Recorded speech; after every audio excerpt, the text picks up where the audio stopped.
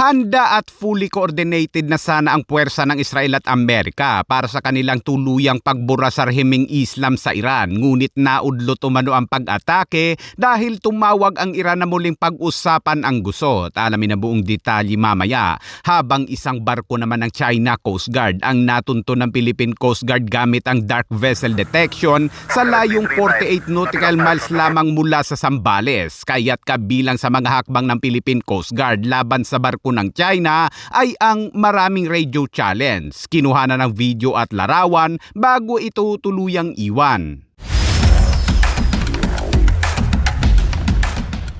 Sa update sa muling tumataas na tensyon sa pagitan ng Amerika at Iran, tila malapit nang maubos ang pasensya ni Trump kung saan inanunsyo nito na nakahanda na ang puwersang militar nito para sa pag-atake sana kahapon. Ngunit ipinagpaliban niya ito, yan ay matapos tumawag ang Iran na muli umanong pag-usapan ang gusot. We were getting ready to do a very major attack tomorrow. I put it off for a little while, hopefully maybe forever, but possibly for a little while, because we've had very big discussions with Iran, and we'll see what they amount to. I was asked by Saudi Arabia, Qatar, UAE, and some others if we could put it off for 2 or 3 days, a short period of time, because they think that they are getting very close to make. Dagdag pa ni Trump, sakaling hindi umano maabot ang isang katanggap-tanggap na kasunduan, ay humanda na ang Iran dahil muling ipaparanas ng Amerika ang malawakang atake nito. Ayon naman sa Israel ay naka-high alert na ang kanilang puwersang panghimpapawid,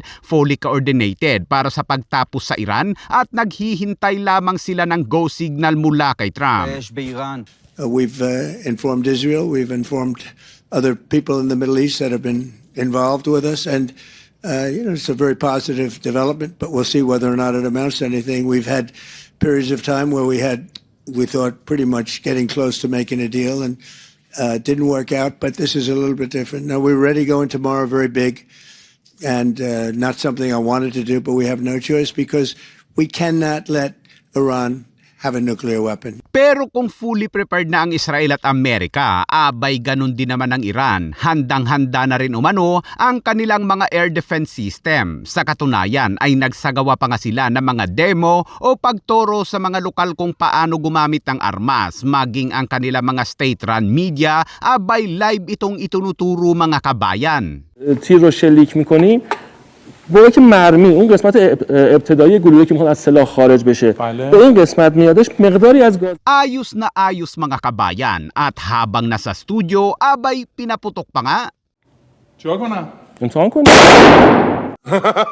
Bukod sa kanilang take-up arms sa mga kalalakihan at kababaihan, abay syempre pati na sa mga kabataan. Legal na legal, walang nagrereklamo para sa kanila namang call to arms at halos lahat ay interesado. Habang mahigit 100 magkasintahan naman ang nagpakasal sa Tiran bilang bahagi ng isang seremonyang pangmasa na nauugnay sa isang kampanya upang ipakita ang kahandaang ipagtanggol ang bansa sa gitna ng isang marupok na tigil putukan sa pagitan ng Amerika at Iran. Ayon sa report, sila ay mga miyembro ng Jan Fada o mga sibilyang handang lumaban upang ipagtanggol ang bansa. From the very beginning, when this campaign was launched, my spouse and I registered, and on the nights when marches were held, we attended whenever our work conditions allowed it. When I registered for John Fada, I discussed it with my wife and told her, I do not want you without this country. This land must exist for me to want you. And if the time ever comes, I will go with all my heart and defend my country. Ayon sa mga analyst, sakaling magsimulan ang panibagong atake ng Israel at Amerika sa Iran, ay tila ito na ang katapusan ng rehimeng Islam, habang isang retired US military official naman ang nagbabala sa mga puwersang panghimpapawid ng Amerika na mag-ingat sa panibagong operasyon sa Iran dahil ang Iran ay gumagamit umano ngayon ng infrared system sa halip na mga traditional radar system, at karamihan sa kanilang depensa sa ngayon ay mga manpad na siyang ginamit din nila noon sa pagpapabagsak ng US F-15. Sa kabila niyan ay patuloy pa rin ang ganap na pagpapatupad ng mga puwersa ng CENTCOM sa pagharang sa mga oil tanker na paalis at patungo sa Iran. Sa pinakahuling tala ng CENTCOM ay umabot na sa 89 na commercial vessels na patungong Iran ang kanilang hinarang.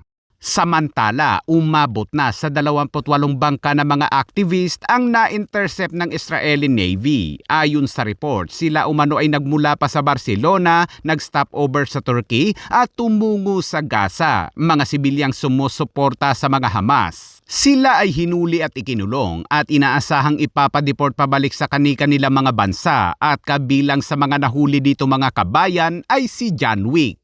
Arkadaşlar merhabalar. Gazze yolunda devam ediyoruz. Pero peking John Wick ito mga kabayan. Siya si Umar Aslan na isang Turkish impersonator lamang ni John Wick.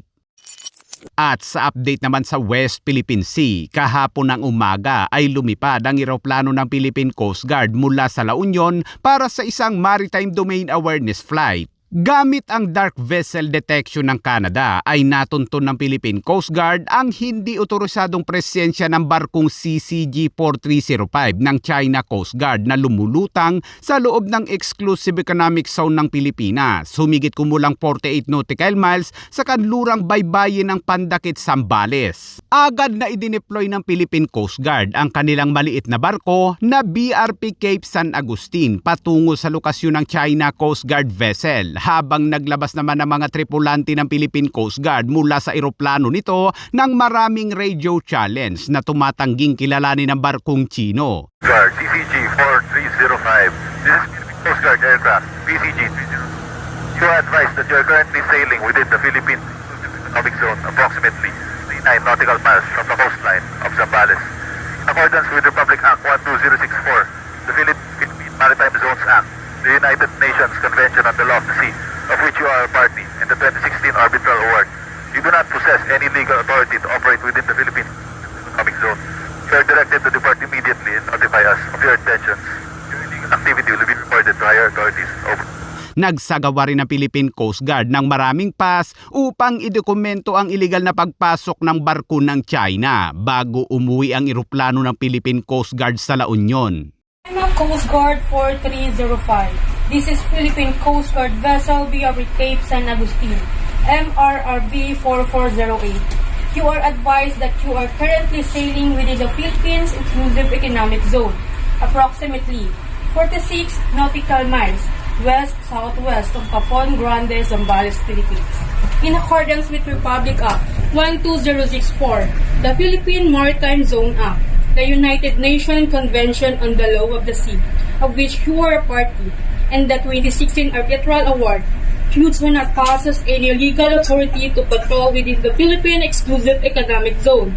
You are directed to cease and desist from conducting illegal maritime patrol within the Philippine Exclusive Economic Zone. Your illegal activities will be reported to the higher authorities. Over.